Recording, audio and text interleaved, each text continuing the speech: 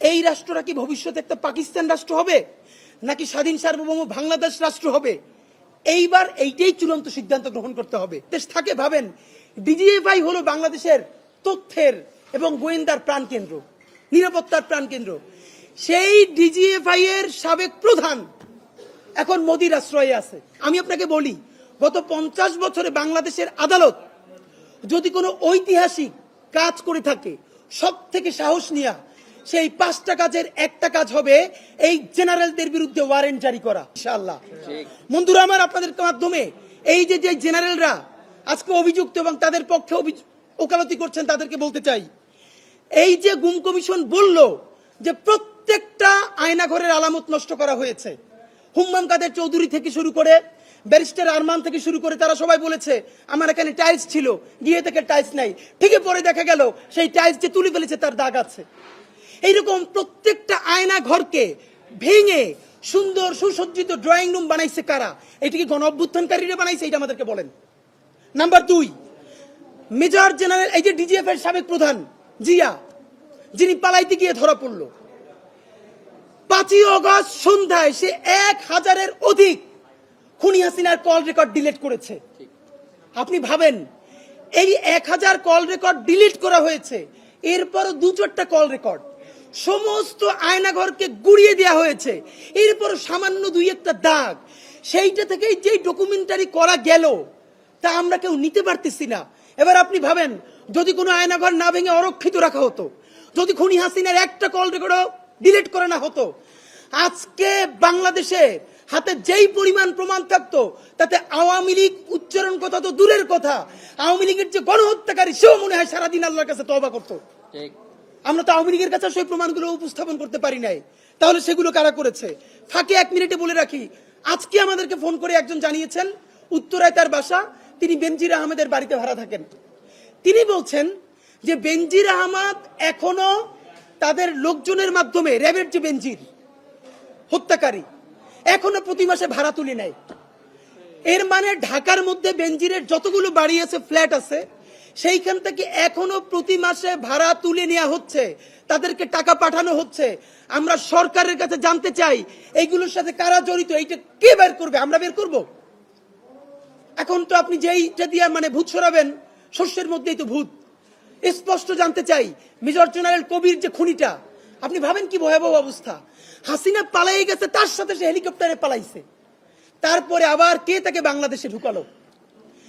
বাংলাদেশের সমস্ত তথ্য দিল্লিতে গিয়ে পাচার করে এসে দিল্লির সমস্ত অর্ডার গুলো নিয়ে এসে ক্যান্টনমেন্টে হাজির।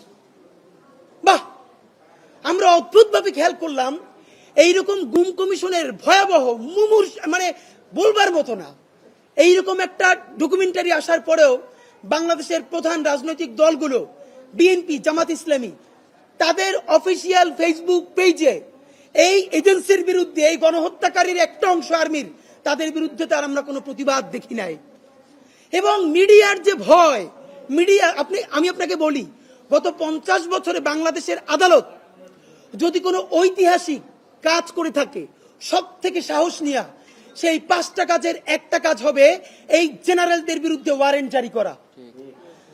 আদালতে হাসিনার আমলে আমরা দেখেছি বেগম জিয়ার নামে মিথ্যা মামলা, তিনি 1 কোটি টাকা নিজে খান নাই, শুধু একটা ফান্ড থেকে আরেকটা ফান্ডে ট্রান্সফার করেছেন। সেইটা নিয়ে মিডিয়া দিনের পরে দিন আদালতে এবং সব জায়গায় লাইভ করেছে। অথচ যেই জেনারেলরা শুধু হত্যা ঘটায় নাই, বাংলাদেশকে দিল্লির চিরতরে দাস করে দিয়েছে, তাদের বিরুদ্ধে আদালত যখন ওয়ারেন্ট জারি করে, সেটার উপরে কোনো ফলো আপ রিপোর্ট নাই, কোনো লাইভ নাই, কোনো টকশো নাই।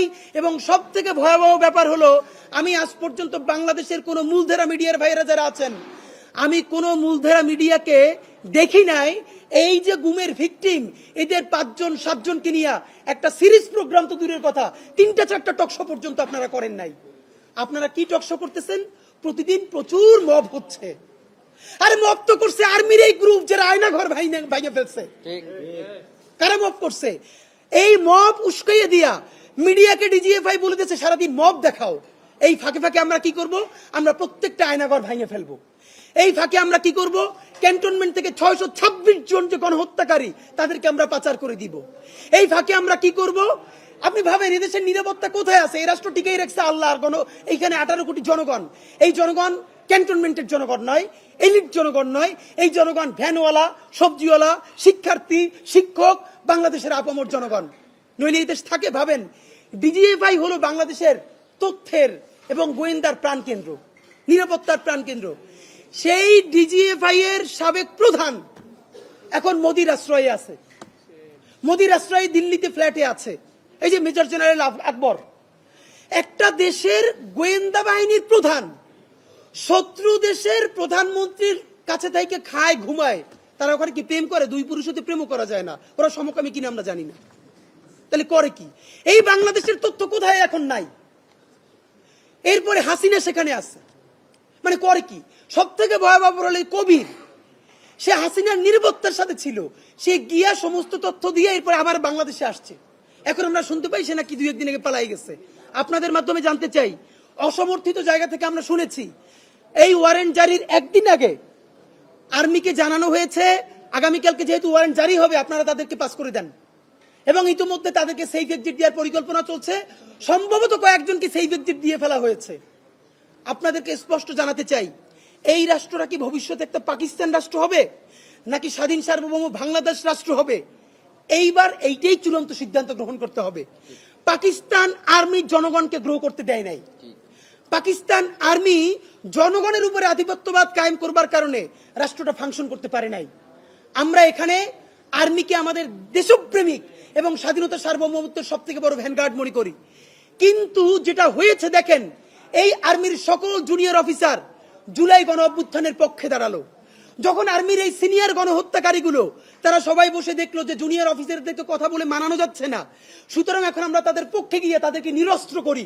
কারণ আমরা জেনেছি অনেকে ঘোষণা দিয়েছিলেন তারা সিনিয়রদের আদেশ অমান্য করে যদি জনগণকে কেউ গুলি করে তারা তাদের বিরুদ্ধে গুলি করবে। যখন দেখলো তখন আর্মির চেইন অফ কমান্ড ভেঙে পড়বে। জুনিয়র অফিসাররা যেহেতু সিনিয়রদেরকে নিরাপত্তা দেয়, তখন জুনিয়র অফিসারের গুলিটা সেই গণহত্যাকারী মেজর জেনারেলের বুকেও চলে যেতে পারে। সুতরাং তারা দ্রুত অবস্থান পরিবর্তন করে তাদের পক্ষে চলে গেছে। এরপর তাদেরকে নিরস্ত্র করে শান্ত করে 626 জন গণহত্যাকারীকে পালাইতে সুযোগ করে দিচ্ছে। এরপর বাকি বাংলাদেশ কিভাবে করতেছে?